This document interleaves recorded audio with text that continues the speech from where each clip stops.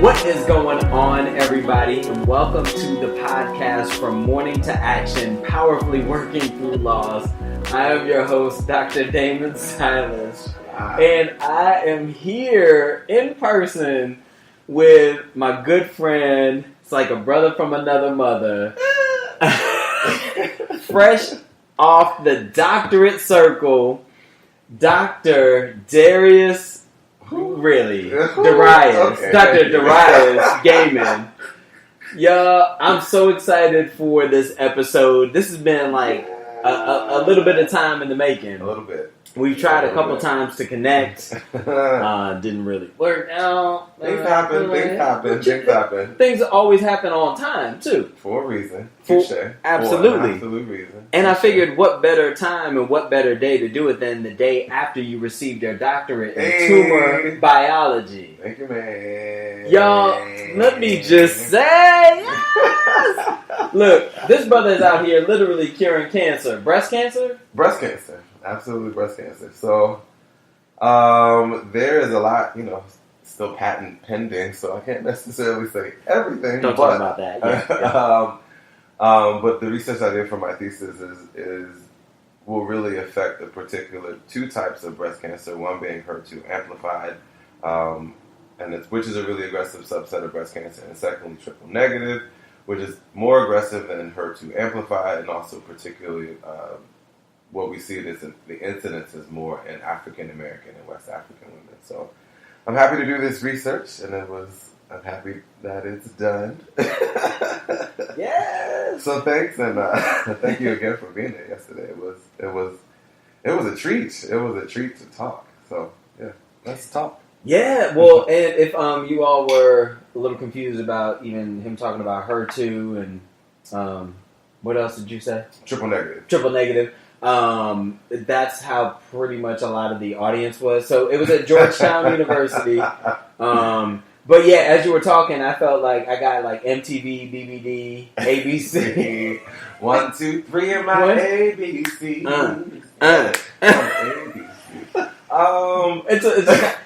It's a complicated field. It's a bit. Which all the more reason why you are so deserving of the title. A thousand thank yous. So look, I've known you for many years. We determined yesterday that it's been about 13 years. Yeah. We actually first started off dancing. Very true. So this podcast is all about loss and powerfully working through loss. And as I think about, the content and what this podcast is all about, you, to me, just embody somebody who has powerfully worked through loss and continues to do so.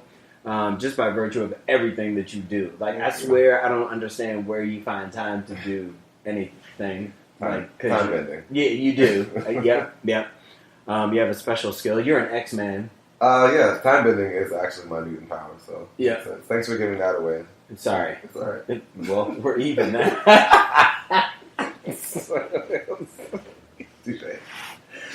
All right, so that being said... That's why I love you. So we're here to talk about loss, and we're like laughing about, just because that's what I appreciate about our relationship is we both can get kind of where we're from and where we want to go, and our past don't necessarily have to define who we are and what we see as possible in the future. Because they didn't expect to be here yesterday. I mean, I guess in a way I did, but at a certain point I'm sure on the PhD track, you go on an autopilot that is very much so directed and you trust that it's going to happen. But if someone asks, you have a couple of reasons to say, man, maybe not. Not really sure. I'm not really sure. Like, I'm going to go with yes every time. But absolutely. Mm-hmm. So, well, do me a favor. Tell the people a little bit about... anything that I may have missed, and then let's go into the loss that you would like to discuss on this podcast. All right. So my background, I guess, is really education focused. Not necessarily my own, but also teaching. So, as Doc said, we met a great many moons ago, and during that time, I was, Jesus Christ, I was an Oh my God, I was an undergrad. That's scary. Yeah, a bit. And so I was pursuing and finished my degree in cell bio molecular genetics, and then I decided to go into education as a teacher. So I picked up a master's in education in that and taught for a good number of years. I had during that, just in tandem with being with the school, I was also a swim coach and then had my own swim team. And to really transition out of teaching in this secondary field into deciding to go back to research or really to pursue research. And that's when I started the T-Bio Masters or Tumor Bio Masters at Georgetown and finished that, applied, got into the PhD program. And as of yesterday, the story ends with that. And so I'll continue with tumor biology research in a different subset of it. We're going to be looking at a different pathway, but I'm happy to continue doing it and teaching along the way. Like one thing that we'll touch on it, but the whole teaching thing, I apparently never lost it, so apparently I want to keep doing it. So.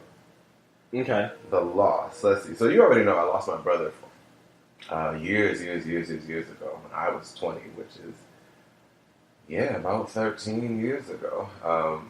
So that's that's something I know you can relate to dealing with every day with your sister. But I'm actually going to talk about something different. So more so the loss of.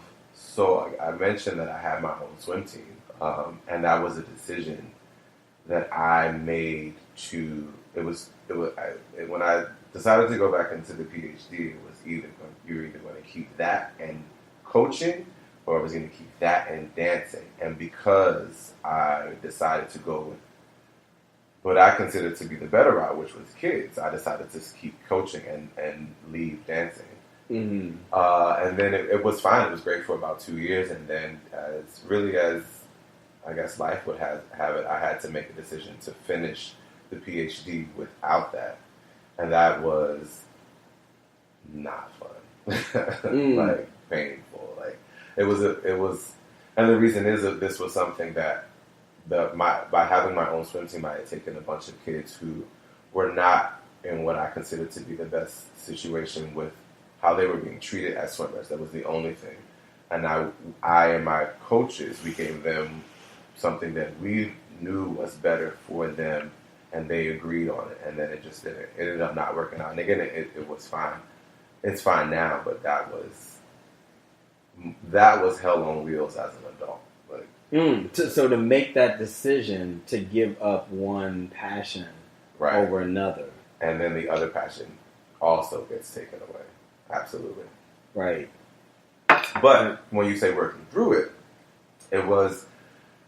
it really was, all right, well, let's focus on the PhD. And then, because that's what I had to do, like the impetus of all of this, I even left teaching high school to pursue the PhD. So like that's really why the whole life shifts. So if anything's going to be priority one, let's make it that.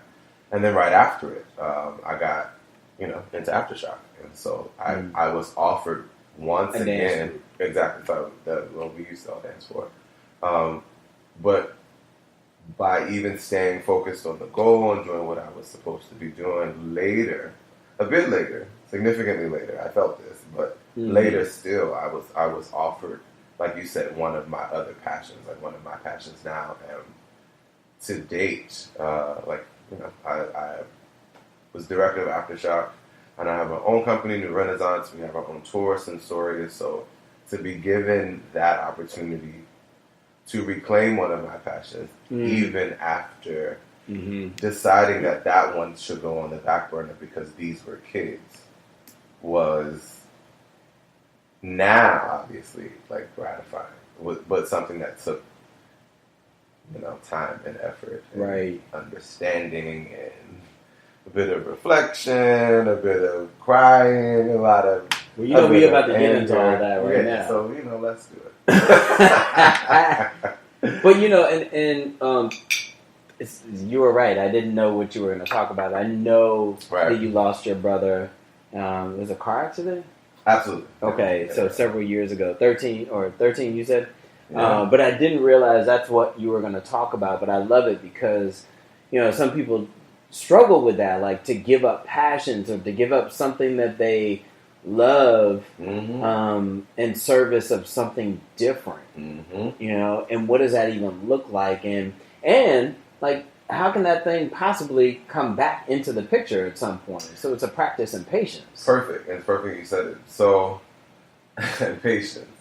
The coolest thing about it all is that, so in the, like I said, in how much love and energy went into the swim team, I have 2 godchildren out of the swim team. And both of them and their mother and she and I have been always very close. So that whole unit was at my defense yesterday. And so even having to let go of swim team, I didn't have to let go of coaching swim team. I didn't have to let go of the love that was between me and swim team, swim memories, my swim family. So, but that even, when you said, I reference that only in terms of patience, because that maneuvering, when people have to let go, I'm sure we'll get more into it, but the first thing all of us hit was anger. Like, it was immediate because the decision was purely financial. It just wasn't going to work out the way that things were happening. And it's not that the way that things were happening were good or bad. It's just the way that things were happening. It just wasn't going to work out. And most of us, absolutely. So most of us, none of us wanted that. And so the natural response to not wanting something that you got was anger. And so there was a very stark separation of groups, meaning myself from my coaching staff, myself from the body of kids and parents I was serving. It was just it was cut. And then people got to a place where they would communicate more, ask more questions about what the realities were that got here. And so we moved out of a place of anger into more of a place of understanding. And it's not that it wasn't sad. We still had to be very human about the fact that this is a change.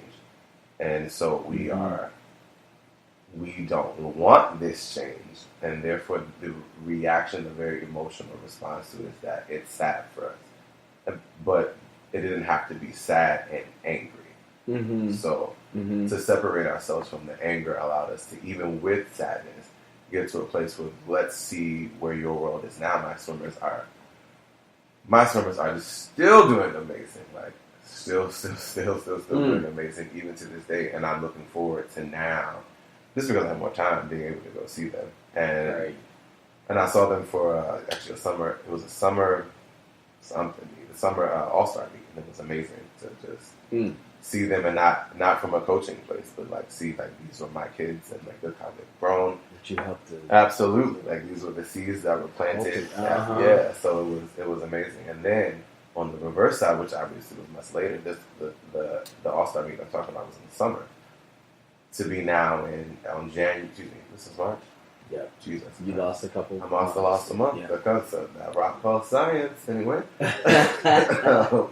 to get to March 12th and then to see them in my world was equally as gratifying as seeing them in theirs. Exactly. So it was like I said yesterday, it was amazing, even in ways that, like, I'm still really processing. But yeah. Well, and speaking about processing, like, you bring up a good point, because even with the anger that you all felt and having to let this go, underneath that was a sadness, and I think sometimes people have a really hard time separating or distinguishing the anger and sadness, or all those feelings that people don't necessarily want to feel, but you experience them regardless. Oh my God, absolutely. So it's something that I definitely want to continue thinking about, talking about, having people engage with. Is what do emotions feel like? Like, when you are angry, what does that feel like? And for me, I can typically separate them in, like, how they make my body feel. So if I'm angry, my hands will get hot in a particular